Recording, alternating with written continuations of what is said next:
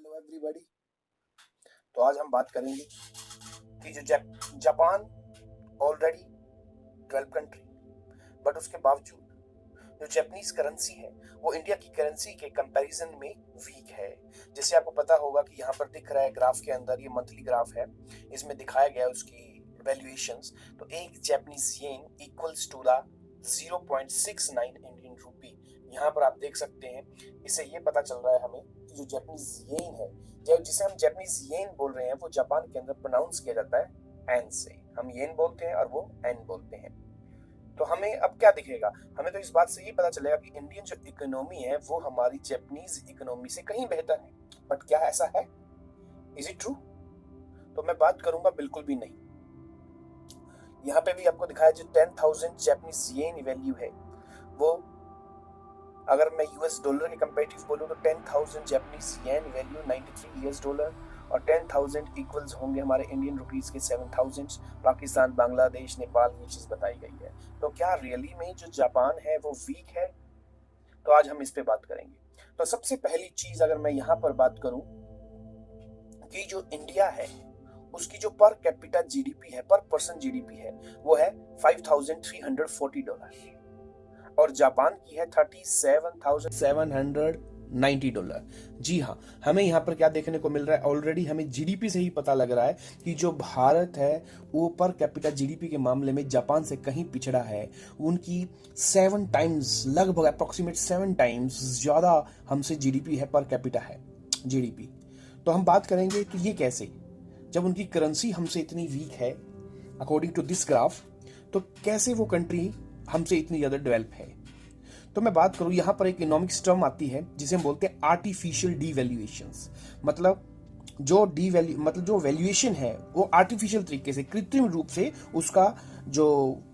उसको कम आंका जाना, उसको कम करना। यहाँ पे मैं जो स्पेसिफिक वर्ड यूज करूंगा आर्टिफिशियल डीवैल्यूएशंस। अब इससे फायदा क्या होगा आर्टिफिशियल डीवैल्यूएशन से?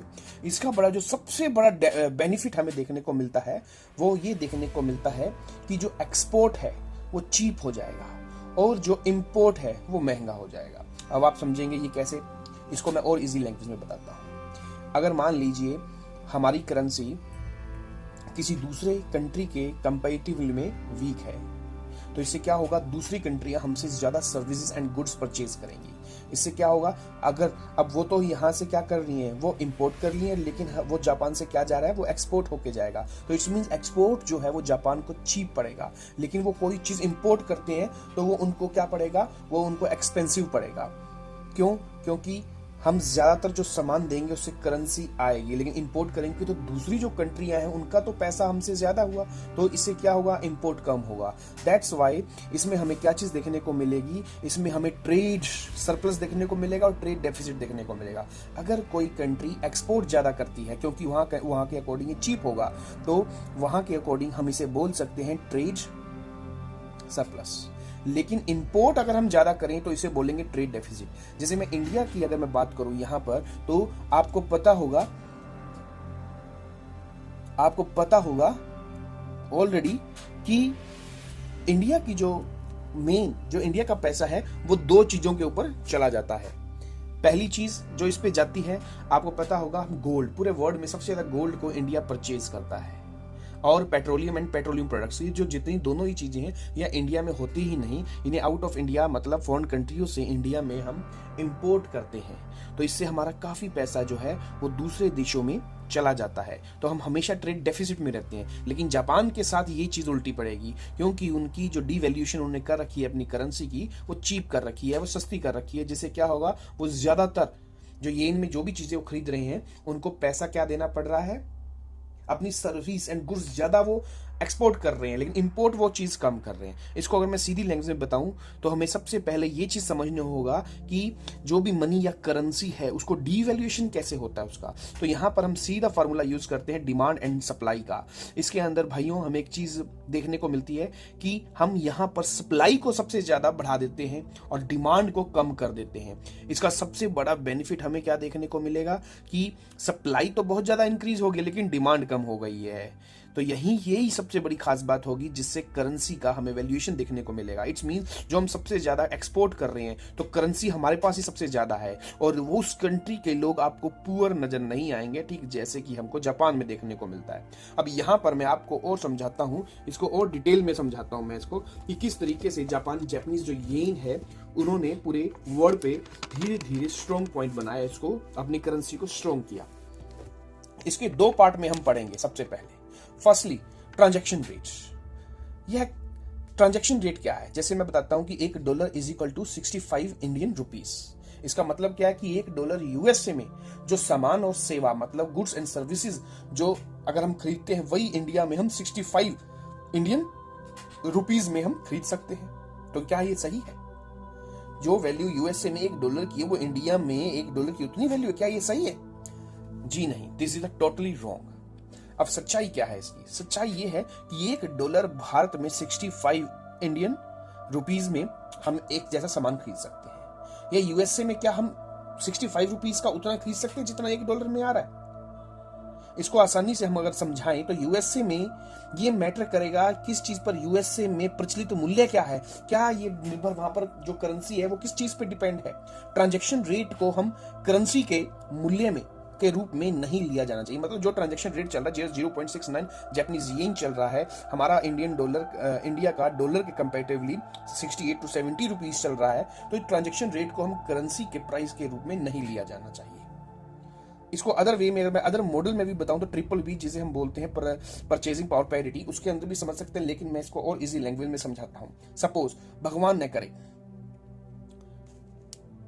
कि अगर कल को मोदी सरकार ये डिसीजन ले ले कि आज से 100 रुपए का जो नोट है उसकी कीमत ₹1 हो गई, 500 रुपए की वैल्यू 500 रुपीज की वैल्यू ₹5 हो गई और 2000 की वैल्यू ₹20 हो गई।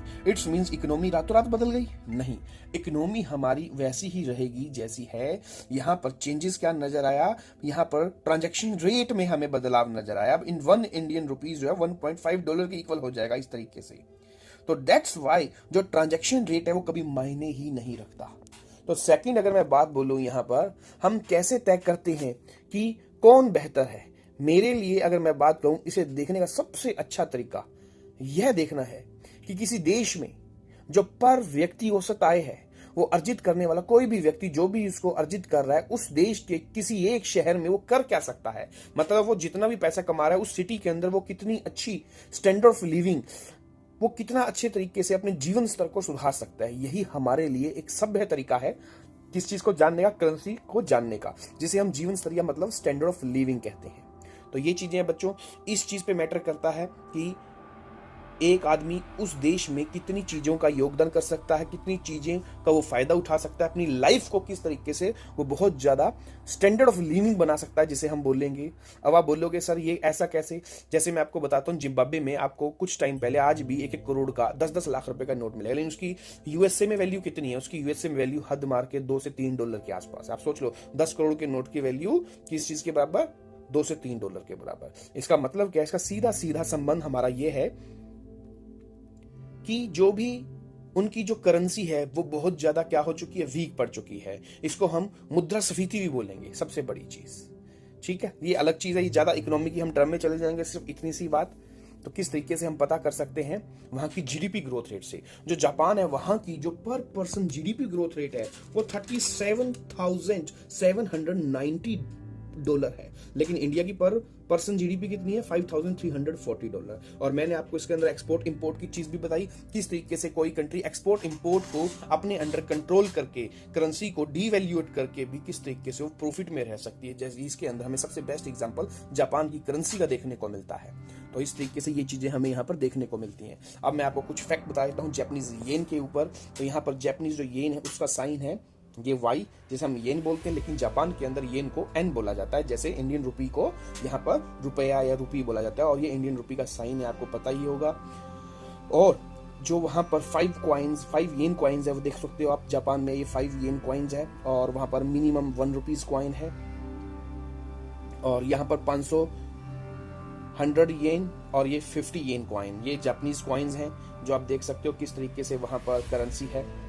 वहाँ पर। और ये 5000 रुपीज़ का जैपनीज येन का नोट है, जबकि इंडिया में आपको सिर्फ 2000 का ही नोट देखने को मिलेगा मैक्सिमम। तो वहाँ पर 5000 का जो नोट है, वहाँ पर जो ये आपको पर्सन दिख रहे हैं, ये कोई और नहीं बल्कि इनके नाम है हिगेन नेत्सा। ये फेमस वहाँ के राइटर हैं। जैसे इंडिया में महात्मा गांधी हमारे मेन फेमस फ्रीडम फाइटर रहे हैं, हमारे मेन फादर ऑफ नेशन रहे हैं, तो उनका करेंसी पे पिक्चर है। ठीक वैसे ही ये 5000 के नोट पर फेमस जो राइटर है हिगेन नात्सू, ये उनका फोटो है वहाँ पर। और तो इस तरीके से हमें यहाँ पर ये चीज़ देखने को मिलती है। तो आपको कैसा लगा ये वीडियो जरूर कमेंट शेयर कीजिए और बताइए जरूर। मिलते हैं हम नेक्स्ट वीडियो में, तब तक के लिए